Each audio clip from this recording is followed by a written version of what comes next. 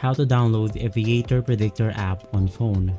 This is a step-by-step video so you can follow easily. Now basically, first things first, you want to head over to your system settings, and once inside, you can just head over to the app management option right here. Go ahead and click on the app list option, and once inside, you then want to find your browser. In my case, I'll go ahead and search for Chrome because I have that installed to my device. And from here, you want to go ahead and click on the install unknown apps. You want to make sure that this option is enabled in order for us to install or download the Aviator Predictor app. Right after, just head over to the Chrome browser right here.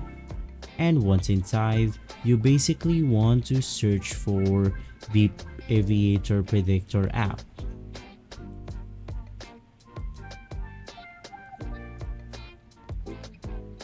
From here, navigate through the aviatorpredictor.com, or you can just go ahead and navigate through a popular website like APK Pure.